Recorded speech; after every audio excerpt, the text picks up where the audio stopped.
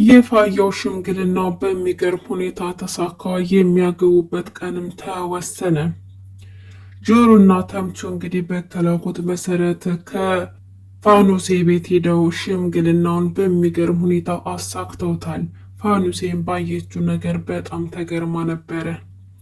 እናንተ እነማን ናችሁ ስትላቸው ተምቹና ጆሮም ልጃችሁን ለልጃችን ልንል የመጣ ነው፣ እማትፈቅዱልን ከሆነ ቁጭ አንልም በማለት ያው የሽምግልና ወጉን በትክክል አድርሰዋል። ተምቹ ደግሞ እስካሁን ድረስ የፋያውን ስም አያውቅም ነበር። አቶ ኖላዊ ልጃችሁን ይፈልጋሉ፣ ስለዚህ ልጃችሁን ሰጡን በማለት ሽምግልናውን አቀረበ ጆሮ። ተምቹ ደግሞ ማን ነው ኖላዊ ሲል ሲከራከር ነበረ። እስካሁን ድረስ ፋያው እንደሆኑ እንጂ ኖላዊ እንደሆኑ እንኳን አያውቅም ነበር። ሰላም ሰላም! ውድና እየተከበራችሁ የቻናል ቤተሰቦች እንኳን በሰላም መጣችሁ። ለዚህ ቻናል አዲስ ከሆናችሁ ሰብስክራይብ በማድረግ ቤተሰብ የሆኑ ስል በትህትና ጠይቃለሁ። ዛሬ እንግዲህ ኖላዊ ድራማን ይዤ መጥቻለሁ። እስከ መጨረሻው እንድትከታተሉኝ እጠይቃለሁ። በባለፈው ክፍል እንግዲህ ያው ኤላም ከደሴ መጥቶ ሀና ልታገባ እንደሆነና ለሌላ ሰው ቃሏ እንደሰጠ ሲሰማ በጣም ተናዶ ተበሳጭቶ ነበር እና ጓደኛው አሊም ከደሴ ድረስ መጥቶ እሱን ሊያጽናናው ሙከራ እያደረገ ነበር። ሀና ደግሞ ግራ ገብቷት ሰው ግራ ታጋባለች። ወይ ከአንዱ ጋር ትሆን አንዱ የሆነ ነገር ሲላት ወደዛኛው ጋር፣ ያኛው ደግሞ ሌላ ሀሳብ ሲያመጣ ወደዚህ ጋር እያለች እያመነታች ነበረ። ወይዘሮ ሜላት ከእስር ትፈታለች ብለን የሁላችንም ጉጉት ነበር። ነገር ግን በሚያሳዝን ሁኔታ እስካሁን ድረስ ከእስር ልትፈታ አልቻለችም። ከዛም በኋላ ቀጣዩ ስራቸው ተምቹንና ጆሮን መጠበቅ ነበር። ከዛም በኋላ ተምቹና ጆሮም እንግዲህ መጡ። የተፈጠረውን ነገር ነገሯቸው። ከዛም በኋላ ሙዚቃ ተከፈተ፣ ተጨፈረ፣ ተደሰቱ። በጣም ደስ የሚል ነገር ነበር። አቶ ኖላዊም በጣም ተደስተው ነበረ በሁኔታው። እንዲሁም ሀናም ጆሮም በቃ ሁላቸውም ማለት ነው።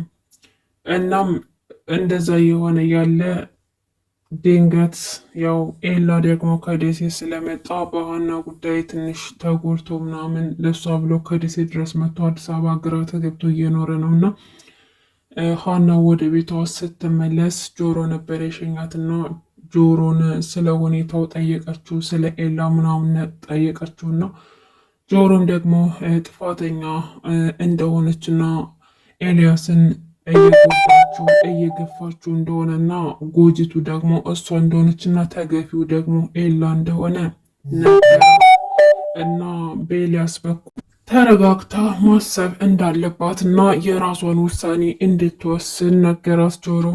ሀናም እንዴ ጆሮ ምን እያልከኝ ነው? አንተስ ተወደኝ የለም እንዴ? አንተስ በእኔ ምክንያት አይደለም እንዴ ጎዳና ያወጣኸው? ትለዋለች።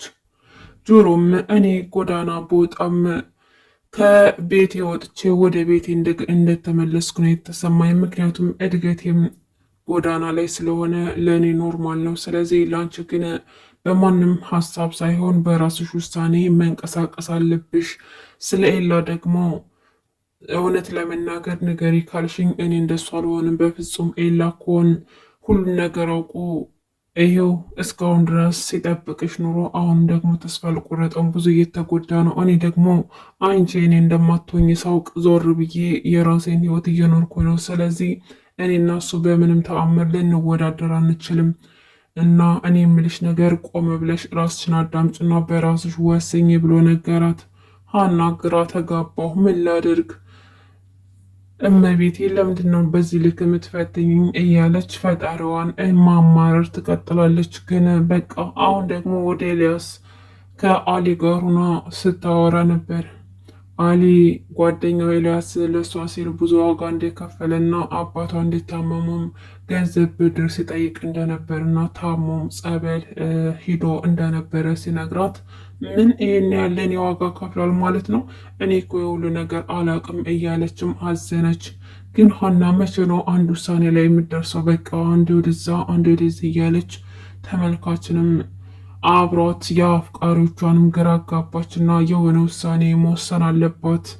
እንዴ ምንድን ነው? በቃ አንዱን ትምረጥ፣ ወይ ኤልያስን ትምረጥ ወይ ደግሞ ጆሮን ወይም ደግሞ ባለ ክራሩን ማለት ነው።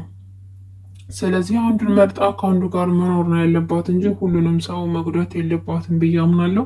እንግዲህ ውድ ቤተሰቦች ለዛሬው ያስኩላችሁ ኖላዊ ድራማ ይሄን ይመስል ነበር። እስካሁን አብራችሁ ስለቆያችሁ ከልብ ነው የማመሰግነው። ሰብስክራይብ ማድረጋችሁን አትርሱ።